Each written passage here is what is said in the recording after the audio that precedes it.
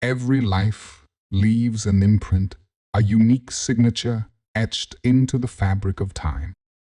We are defined by our names, our stories, the connections we forge. But imagine a life violently extinguished, leaving behind nothing but bones and unanswered questions, a past erased by a heinous act. For over 2 decades, she was known only as a tragic cipher, a placeholder in a cold case file, Clay County Jane Doe.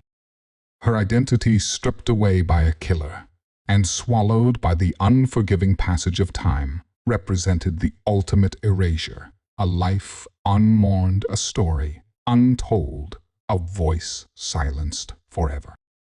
She lay buried not only beneath the earth, but beneath layers of forgotten hopes, a poignant symbol of anonymity in death. In a world clamoring for recognition, how does one even begin to reclaim a life that was so utterly devastatingly lost? The crisp autumn air of October 1998 carried the scent of decaying leaves and damp earth across the sprawling fields of Clay County, Nebraska. Within its dense woodlands, life moved with the slow, deliberate rhythm of the turning season. Earl Henderson, a hunter whose life had been woven into the fabric of this rural landscape, navigated its familiar trails with an almost instinctual grace. This morning, only the soft crunch of foliage under his boots accompanied his patient pursuit of white-tailed deer. He pushed deeper into a secluded stretch of timberland where the county roads faded into memory. There, a jarring inconsistency snagged his attention.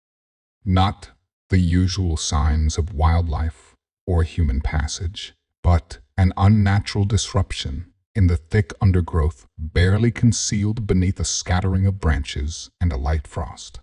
A flicker of faded cloth, an odd contour in the churned earth. A shiver colder than the morning air traced its way down his spine. As he knelt, pushing aside the brittle brush, the creeping unease solidified into a profound, gut-wrenching horror. Partially exhumed skeletal remains lay exposed, a stark, silent testament to a life violently cut short. It was unmistakably human, unnervingly still, its anonymity a chilling presence. Earl Henderson recoiled, his heart hammering against his ribs, a raw primal dread seizing him. His fingers, suddenly clumsy, fumbled for the ancient flip phone tucked into his hunting jacket. His voice, when it finally emerged, was a strained whisper, barely breaking the overwhelming stillness of the woods. Clay County Sheriff's Office. I've found something. I think it's a body. Within moments, the tranquil woodland was shattered by the arrival of flashing blue lights and the measured movements of law enforcement. Sergeant Dale Patterson, a seasoned investigator whose calm outward demeanor concealed a sharp, unyielding resolve, stepped onto the scene. His eyes, keen and experienced, meticulously absorbed every detail of the undisturbed earth around the discovery. The skeletal remains, largely articulated, but clearly weathered by time, hinted at months, perhaps even years of exposure. Critically, the scene offered no personal effects, no worn wallet, no trinket of jewelry, not a single scrap of identification. This was not merely a body found. It was a life deliberately erased, its identity stripped away by whoever had left it to decompose in the quiet anonymity of the trees. Forensic technicians, working with somber precision, began the painstaking process of recovering every bone fragment, every tattered remnant of cloth. The fabric, once vibrant, now lay bleached and brittle, offering no immediate trace. Preliminary analysis confirmed the remains belonged to a young woman, likely in her late teens or early 20s. A crushing injury to the skull suggested a violent death, but the exact manner remained elusive, blurred by the passage of time. The sheer absence of information cast a chilling pall over the small, tight-knit community. Who was this young woman? Where had she come from? Why had she been left to waste in the lonely woods of Clay County? The initial investigation, exhaustive in its scope, proved frustratingly barren. Missing person reports from across the region were meticulously cross-referenced. Dental records were painstakingly checked against state and national databases.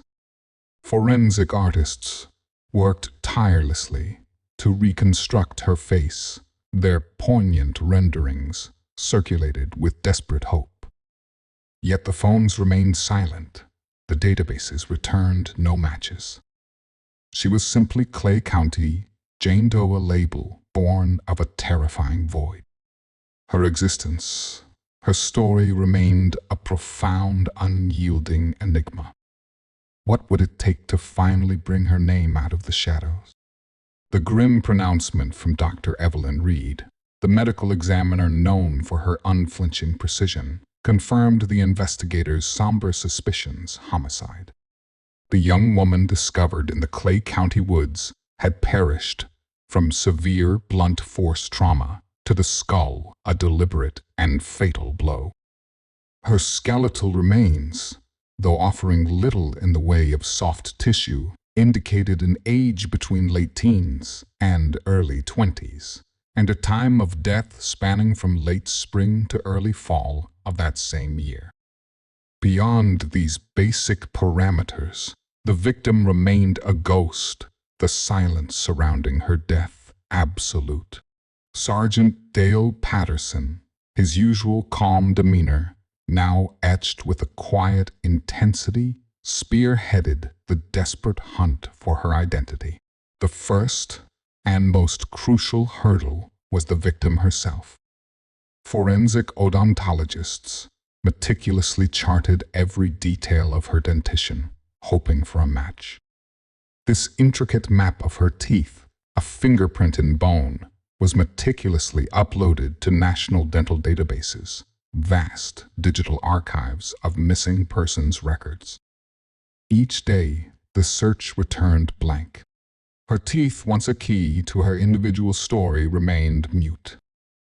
The passage of time had also erased any hope of viable fingerprints, rendering another vital investigative tool useless.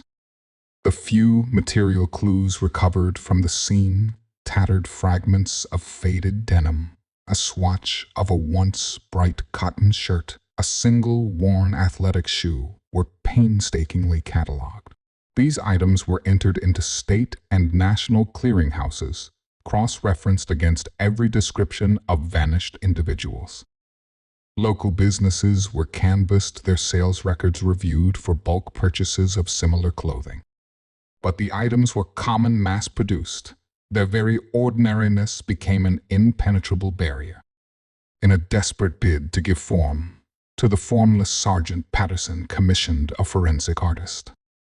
Working from the meticulously preserved skull, the artist painstakingly rebuilt the young woman's features muscle by muscle layer, by delicate layer. The resulting composite sketch, hauntingly lifelike yet agonizingly nameless, became the face of the investigation. It gazed out from flyers posted in dusty small-town post offices, appeared on local news broadcasts, a silent appeal echoing across the rural plains. Tips would trickle in hopeful resemblances to a long-lost cousin or a vanished high school friend, but each lead, without exception, dissolved into disappointment. Sergeant Patterson often found himself staring at that composite, a stark image of profound helplessness. The sheer anonymity of the victim became the investigation's most formidable adversary. Every traditional avenue had been exhausted. Without a starting point, without a name, there were no known associates to interview, no discernible motive to uncover, no prior life to unravel. The initial surge of investigative urgency gradually receded, replaced by a somber, grinding reality. The Clay County Jane, to a profound mystery from the moment of her discovery, remained an intractable enigma, her life story buried under the immense weight of the unknown, destined it seemed to remain forever lost to the world. With every passing week, as leads dissolved into frustrating dead ends, the initial urgency surrounding the Clay County Jane Doe began to dissipate. The few tips that had trickled in speculative resemblances or vague recollections had led nowhere. The fragile well of potential information never deep to begin with. The once active investigation, now devoid of any fresh pathways, inevitably slowed, then ground to a halt. The meticulously compiled file filled with grim photographs, detailed forensic reports, and the haunting composite sketch grew heavier, thicker.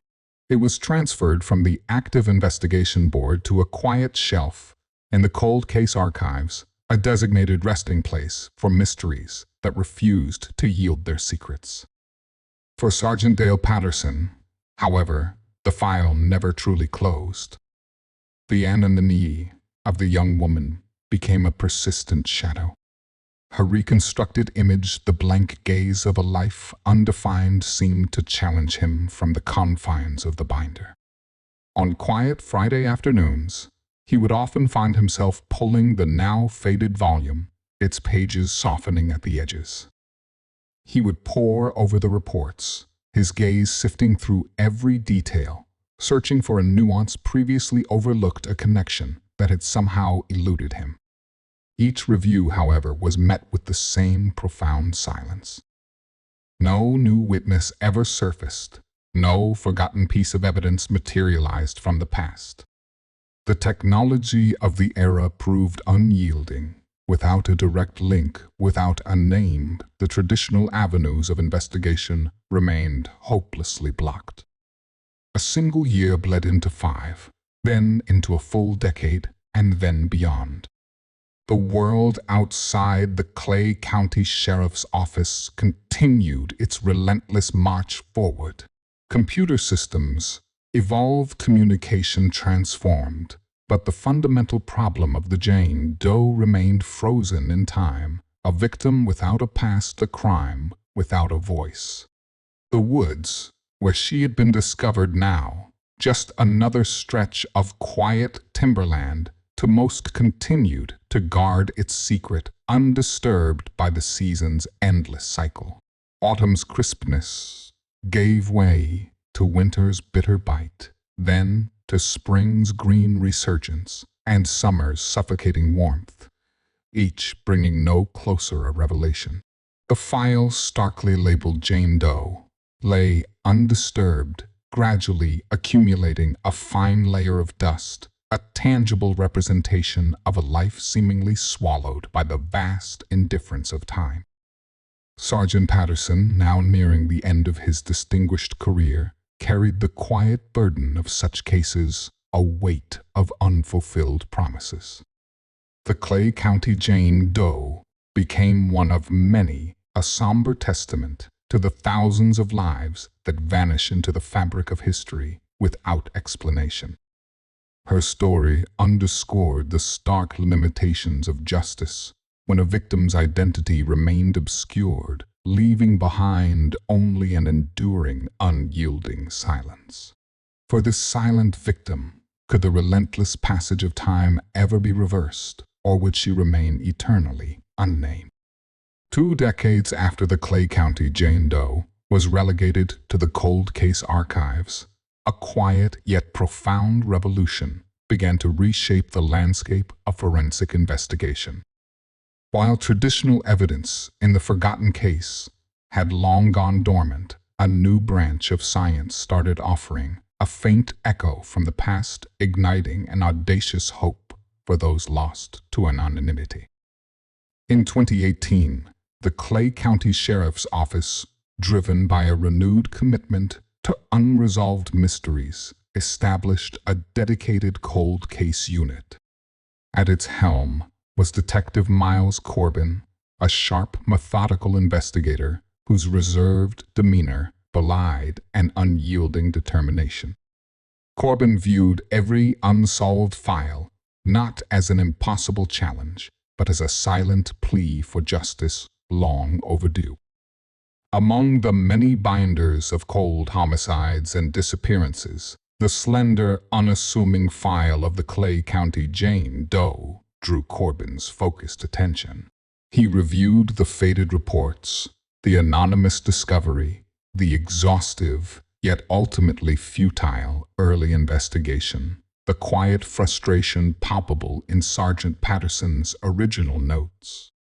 The central barrier remained precisely what it had been for decades, a body devoid of identity. Yet Corbin had been closely monitoring the burgeoning field of investigative genetic genealogy, a pioneering discipline that promised to unlock secrets held for generations within even the most minute, fragmented DNA. This technique transcended simple forensic matching. It was about reconstructing entire family trees from trace genetic material, potentially identifying victims once thought forever unidentifiable. Corbin meticulously delved into the successes of this cutting-edge method. He learned of specialized laboratories capable of cultivating viable DNA profiles from samples previously deemed too degraded fragments of bone, decades-old hairs, even dust. Armed with compelling case studies and a detailed presentation, he approached Sheriff Thomas Jenkins, a pragmatic leader who, though initially skeptical of the cost and novel approach, understood the profound ethical imperative. Sheriff Corbin stated a quiet conviction in his voice. "We have exhausted every conventional avenue. But this new science, this provides a genuine opportunity to give her back her name, to offer her family, wherever they may be, a measure of peace." Sheriff Jenkins listened intently, his expression carefully guarded. The financial investment was substantial and the process untried in their jurisdiction, but the weight of an unidentified victim resonated deeply.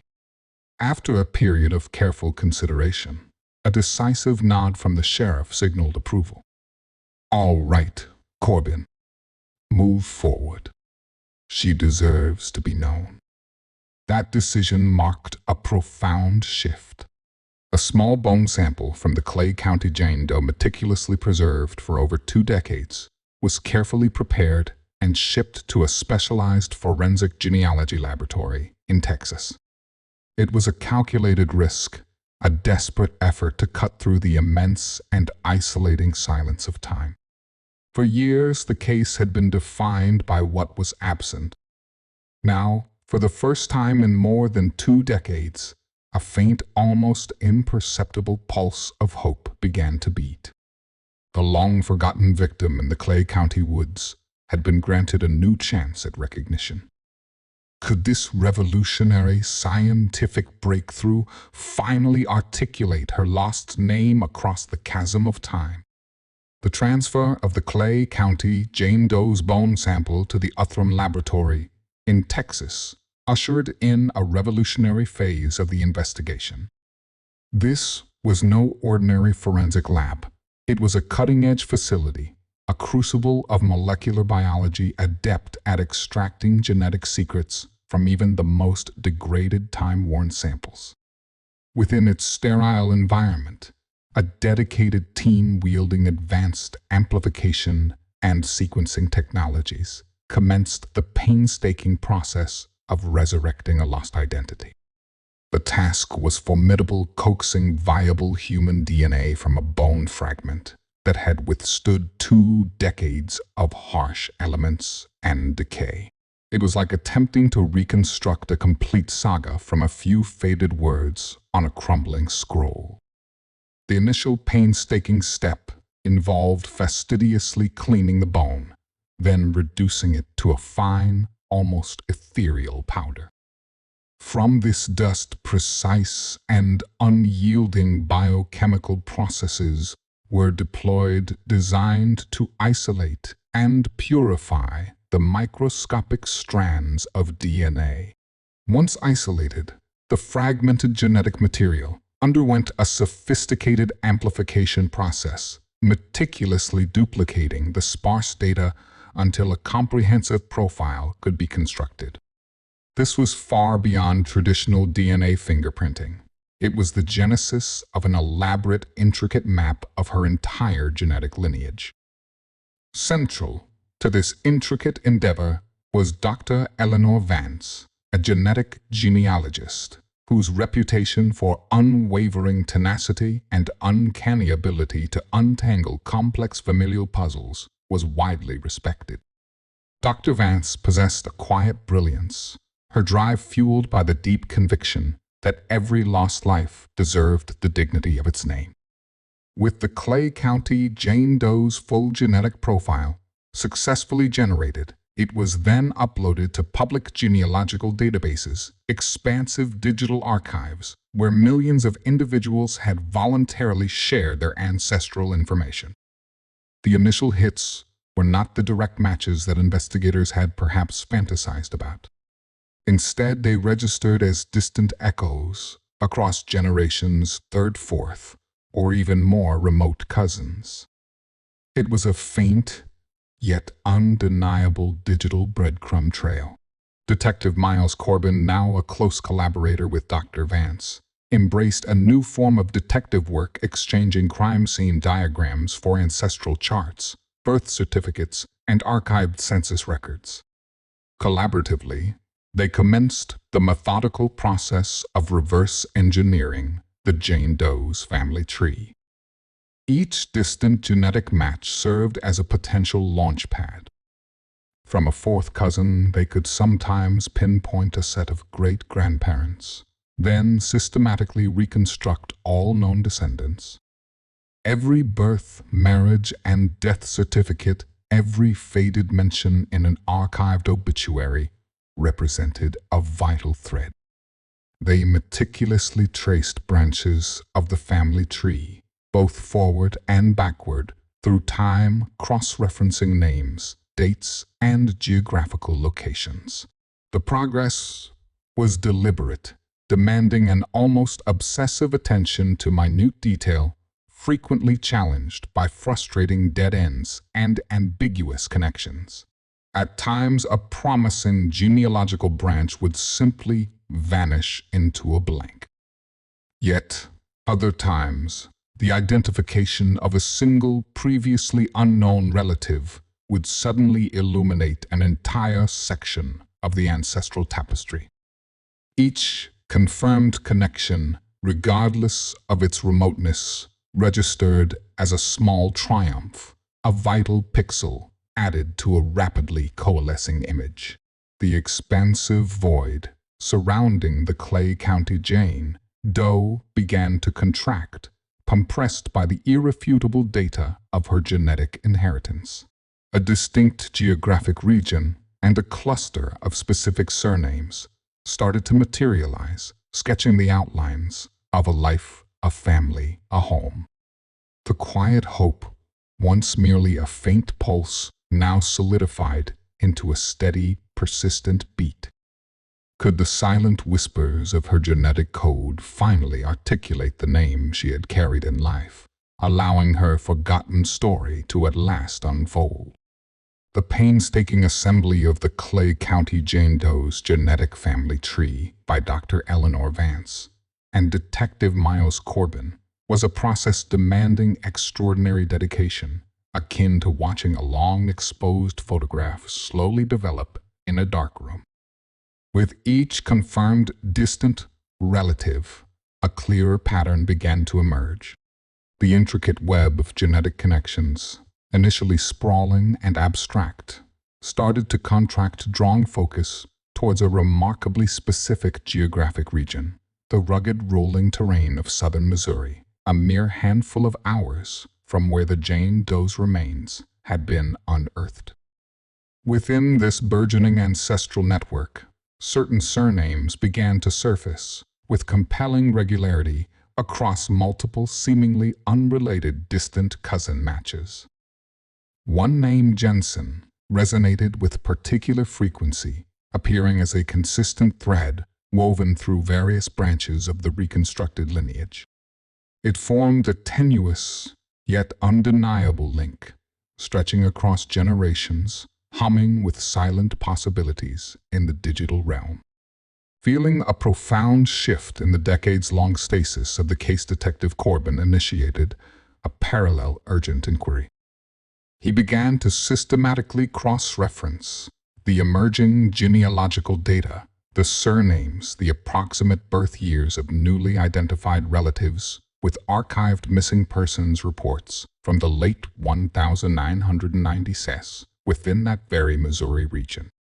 It was a daunting undertaking, sifting through volumes of faded reports, many of which had long since been dismissed as runaway cases or consigned to the cold case files themselves.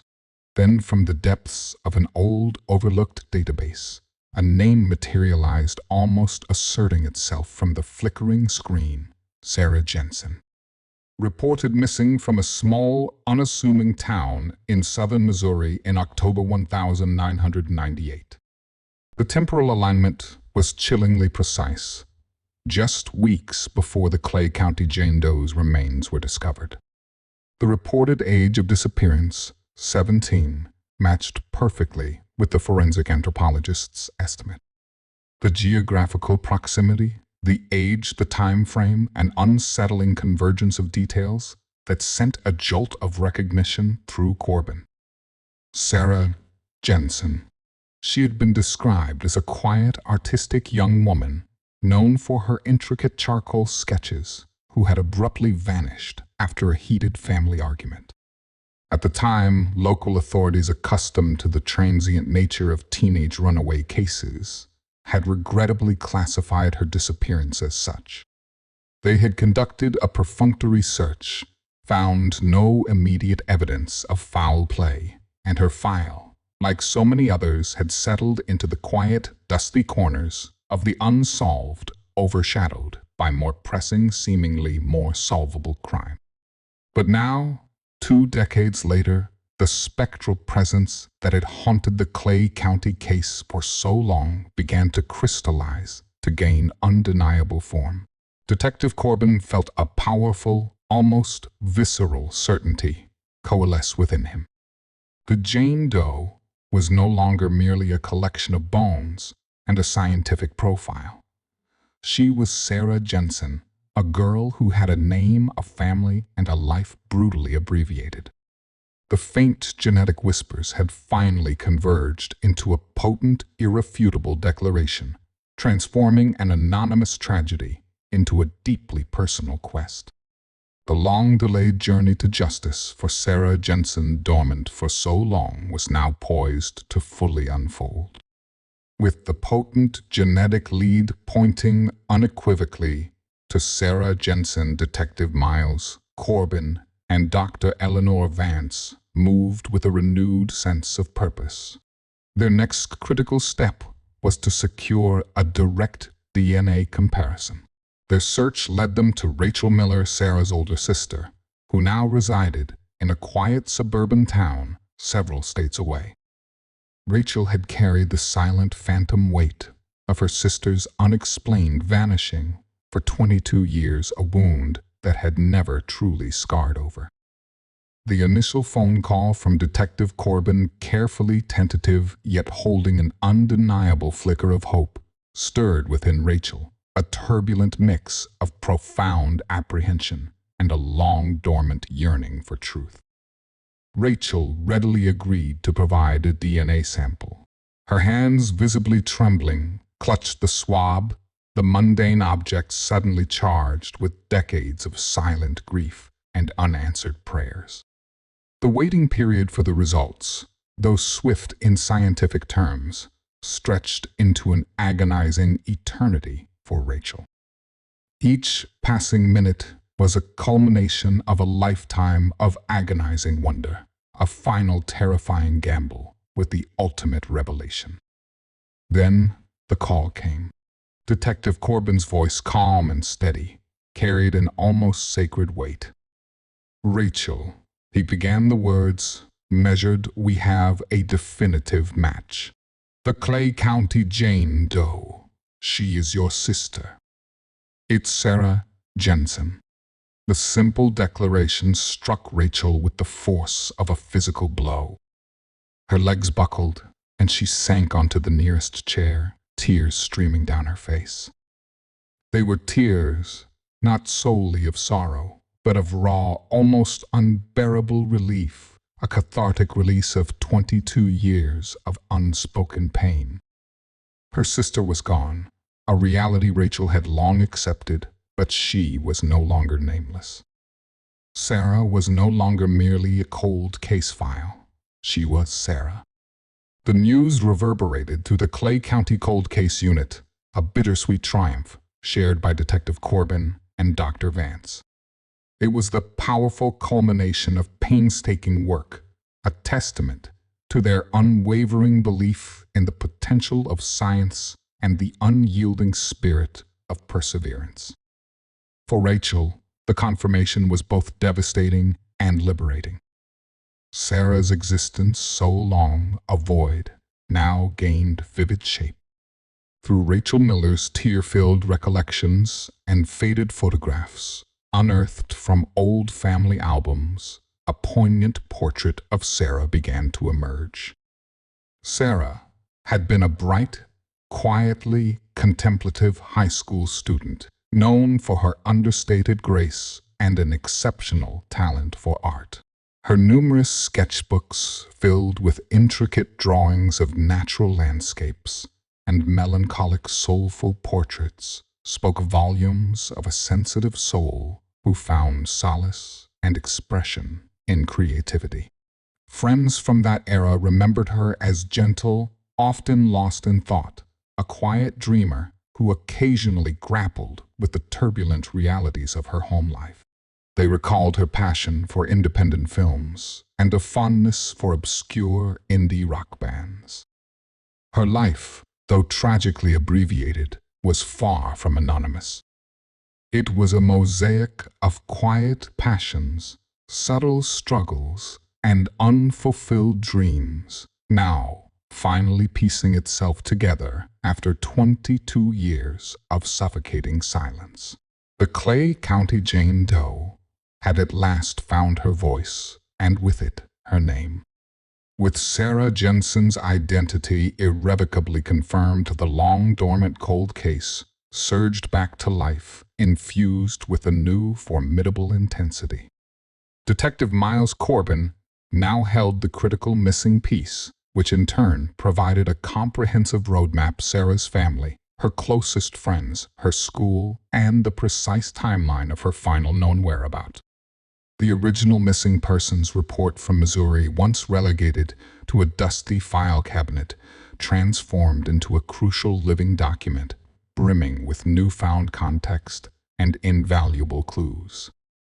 Corbin promptly traveled to Sarah's unassuming hometown in southern Missouri, a place that had guarded its secrets for far too long. He sat once more with Rachel Miller, but this time the purpose was clear. His notepad poised, his questions honed to a sharp edge. Rachel, still navigating the tumultuous emotional landscape of shock and the bittersweet relief of the DNA confirmation, recounted her sister's life in vivid, poignant detail. She spoke of Sarah's quiet struggles within a strained home environment, marked by an undercurrent of frequent arguments and a palpable tension. Critically, Rachel revealed Sarah's relationship with Kevin Thorne, a local boy, a few years her senior, remembered for his simmering anger and overtly controlling nature. Thorne, Rachel recalled, had cast an increasingly unhealthy shadow over Sarah's life in the months leading to her sudden disappearance. Corbin expanded his interviews, seeking out Sarah's former high school friends, now established adults, who carried faint, unsettling echoes of the missing girl. Maria Rodriguez, once Sarah's closest confidant, and now a quiet librarian in the same town, reminisced about Sarah's gentle artistic passion and her innate shyness. But Maria's voice dropped to a near whisper, tinged with a palpable lingering unease as she spoke of Kevin Thorne. He always seemed to just loom. Maria recounted a shiver, tracing her spine even after all these years.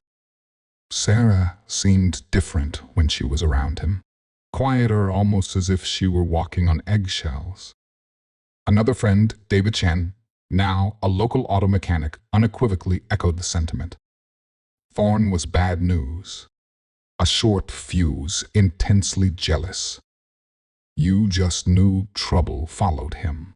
Law enforcement in Missouri had indeed questioned Kevin Thorne briefly 2 decades prior, but he had been swiftly dismissed as a suspect. A complete absence of direct evidence, coupled with Thorne's convincing facade of cooperation, led them to categorize Sarah's vanishing as a runaway, a young girl simply fleeing a difficult domestic situation. But now, armed with a confirmed homicide and a laser-like focus, Kevin Thorne's name vaulted to the absolute forefront of Detective Corbin's burgeoning person of interest list. Every casual interaction, every remembered quarrel, every vague rumor about Thorne's possessiveness and explosive anger resurfaced imbued with a chilling, stark new significance. The quiet ripples of Sarah's past, long suppressed by the suffocating silence of an unsolved case, began to converge with undeniable force, pointing an unmistakable accusatory finger at the man who had deliberately chosen to remain concealed in the shadows of her life. The hunt for Sarah's killer had finally truly found its target. The search for Sarah Jensen's killer had now narrowed sharp and undeniable to a single name, Kevin Thorne. Detective Miles Corbin, accompanied by a seasoned Missouri state trooper, located their subject at a nondescript auto repair shop nestled on the dusty outskirts of Springfield, Missouri. Thorne, now in his early 40s, projected an air of hard-working anonymity. His hands perpetually grimed with engine grease, and his face, etched with the subtle lines of a demanding trade, presented a stark visual counterpoint to the vivid, unsettling memories of Sarah's friends, who recalled a volatile, hot-headed youth. As the officers approached, he offered a weary, almost practiced, blue-collar politeness. Corbin introduced himself, his voice calm measured. Mr. Thorne, we're with the Clay County Sheriff's Office, out of Nebraska. We're here about Sarah Jensen. The name hung in the air. For a fleeting, almost imperceptible moment, the mask of weary indifference slipped. A flicker, a tightening around the eyes, a subtle tremor in his posture betrayed a deep-buried unease before Thorne's practiced blankness reasserted itself. Sarah Jensen, he repeated, his voice flat, a calculated lack of recognition. Haven't heard that name in years? She took off. Didn't she? A real wild child, that one. He offered a dismissive shrug, a gesture designed to convey a memory long since discarded. Corbin, sensing the minute fissure in Thorne's facade, continued calmly, his voice laced with the quiet authority of irrefutable fact. He began to detail the painstaking journey of genetic genealogy, explaining precisely how the Clay County Jane, though anonymous for 22 years, had finally been given her name. As the methodical facts of Sarah's identification were laid bare, Thorne's composure, once so carefully constructed, visibly began to fray. He shifted his weight. His eyes, once guarded, now darted nervously, betraying a mounting underlying agitation he struggled desperately to suppress. Driven to deflect, he launched into a rambling, increasingly convoluted narrative attempting to distance himself from Sarah's disappearance. Look, We had a disagreement, yeah. He admitted, his voice hardening slightly, a faint echo of his youthful temper. Teenagers do. But she just stormed off. Said she was going to family out, west, maybe to Nebraska or something. I just figured she went to live with some aunt, get away from her folks. I had absolutely nothing to do with it. He painted himself as the wronged party, an innocent bystander to Sarah's alleged flight. He even attempted to subtly redirect suspicion, hinting at Sarah having other secret relationships or having fallen in with the wrong crowd after their breakup. But his story, designed to create a chasm of doubt, instead began to spectacularly unravel under the quiet, relentless pressure of the investigators. Each new detail Thorne offered, rather than clarifying his innocence, merely tightened the knot, drawing him deeper into a growing, self-defeating web of inconsistencies. His denials grew more fervent, his explanations more frantically convoluted, like a panicked animal caught in a snare. He spoke of alibis that defied corroboration, of movements that strained credulity. The truth, long suppressed by 2 decades of silence, was straining against the brittle, carefully constructed edifice of his lies, threatening to violently shatter and expose the chilling reality hidden beneath his serpent's tongue. The confrontation had only just begun. The interrogation room, stark and unadorned, became the crucible for Kevin Thorne. Detective Miles Corbin, seated directly opposite him, maintained a posture of quiet, unyielding authority, his gaze fixed and unwavering. Beside him, the Missouri State Trooper sat, a silent, watchful presence, meticulously documenting every tremor, every shift in Thorne's demeanor. Corbin began methodically, each word a stone placed carefully on a path, presenting the accumulating evidence not as accusations, but as unassailable facts. The meticulously reconstructed timeline of Sarah's final days, corroborated by the vivid, painful recollections of her friends. The consistent accounts of his possessive nature and explosive, unpredictable temper. Thorne's carefully constructed facade, which had already begun to show significant stress, now violently fractured under the relentless, systematic pressure. His initial feigned indifference evaporated, replaced by raw, overt agitation. His voice, once flat, surged in volume, laced with a raw, defensive snarl. "You're twisting everything," he spat, slamming a palm on the table, his eyes wide and wild, searching for an escape. "I told you," she ran off. "I don't know what happened to her." After that, he fidgeted compulsively, running a hand through his thinning hair, his gaze darting erratically around the sterile room, desperately avoiding Corbin's steady, piercing stare. Beads of sweat glistened on his forehead, betraying his internal turmoil, despite the room's cool temperature. Corbin continued calmly, his voice a low, steady current, unaffected by Thorne's outburst.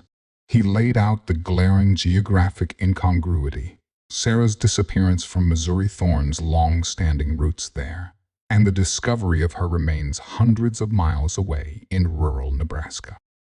Explain how her body ended up so far from where you claim she ran off.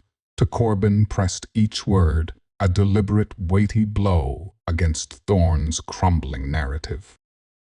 Thorne stammered his denials, escalating into frantic, desperate assertions, his explanations dissolving into a morass of contradictory half-truths.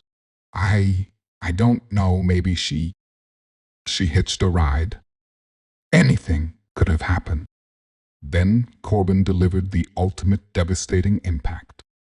He slowly, deliberately slid a faded, yellowed piece of paper across the table.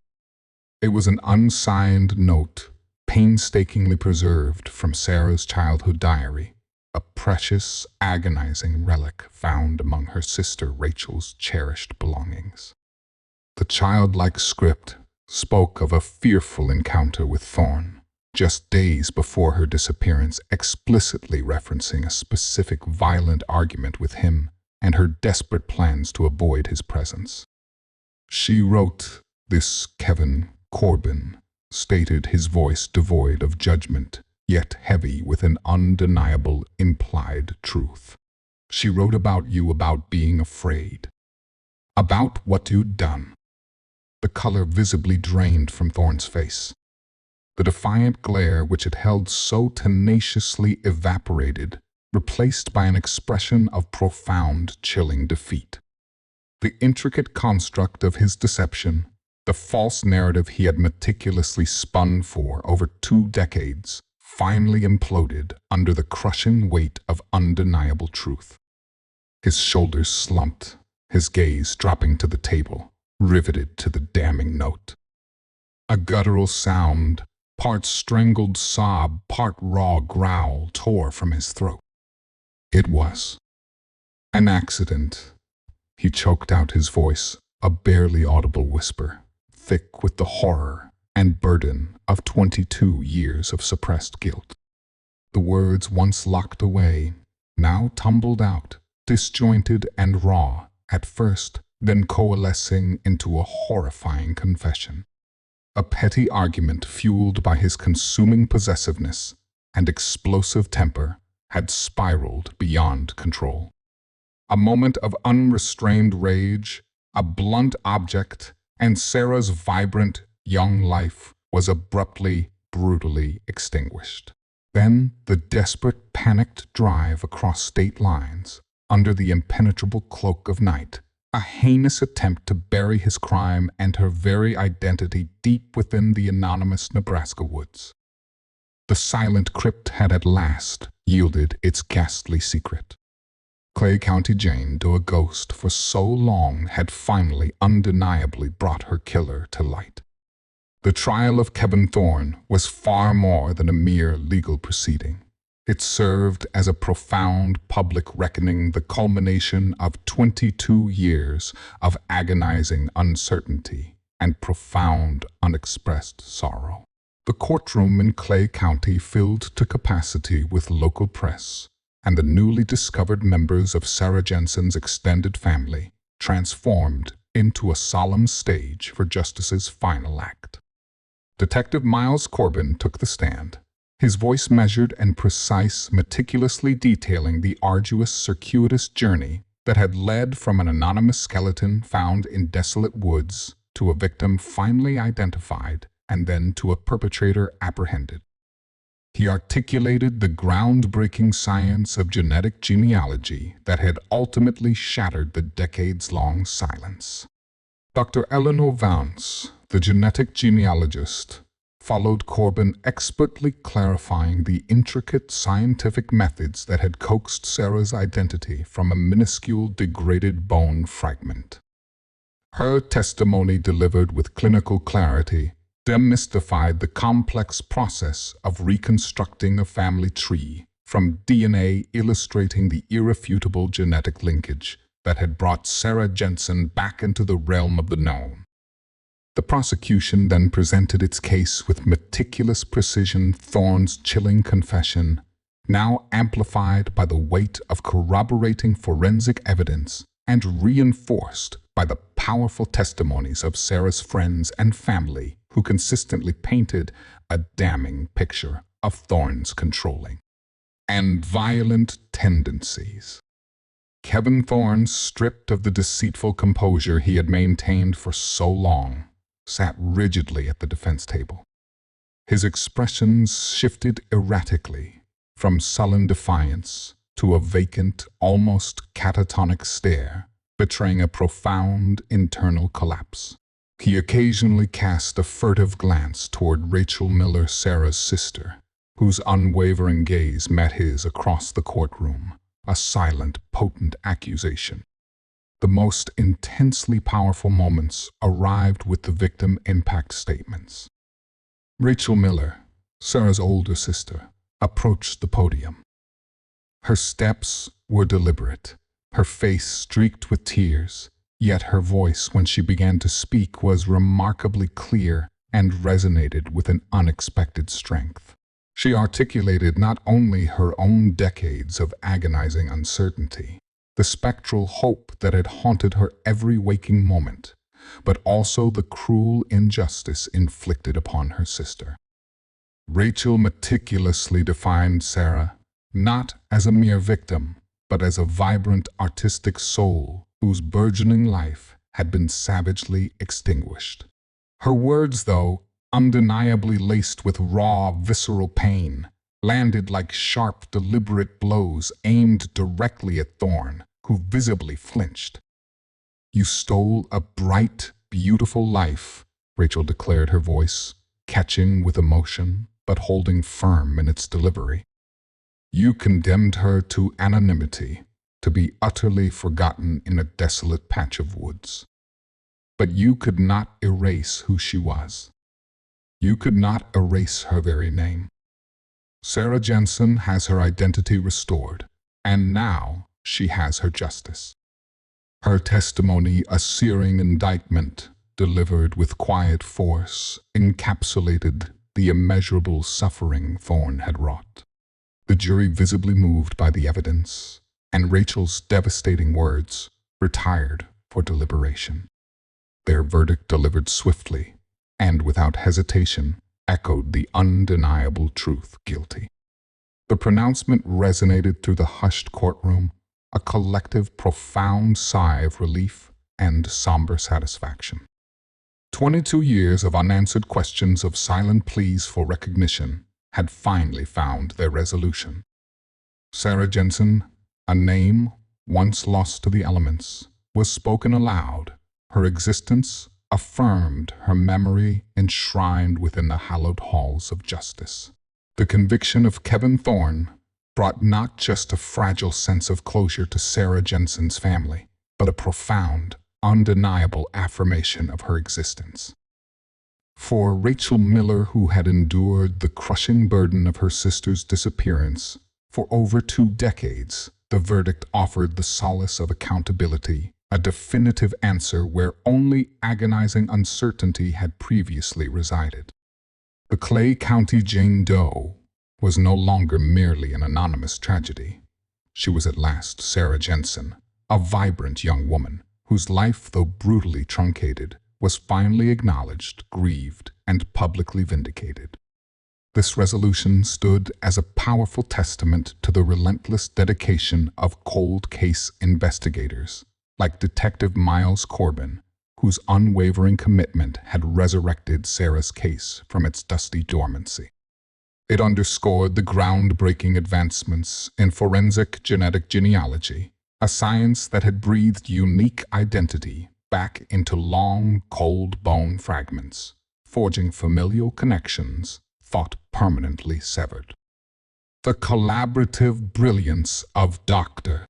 Eleanor Vance, who meticulously unraveled Sarah's genetic tapestry, illuminated the immense transformative potential of this innovative field. Their combined efforts had transcended the simple act of solving a crime.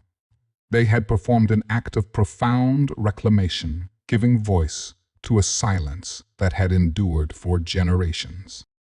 The case of Sarah Jensen, once a bleak symbol of anonymity, swiftly transformed into a compelling beacon of hope for countless other families whose loved ones remain without a name. Her story became a seminal example for the Jane Doe Project, an expanding national initiative that diligently harnesses the power of genetic science and vast public databases to restore identities to the unidentified deceased. It is a mission deeply fueled by the fundamental belief that every human life holds intrinsic value, and every victim, no matter how long lost, deserves the inherent dignity of their name being affirmed, ensuring they are never truly forgotten.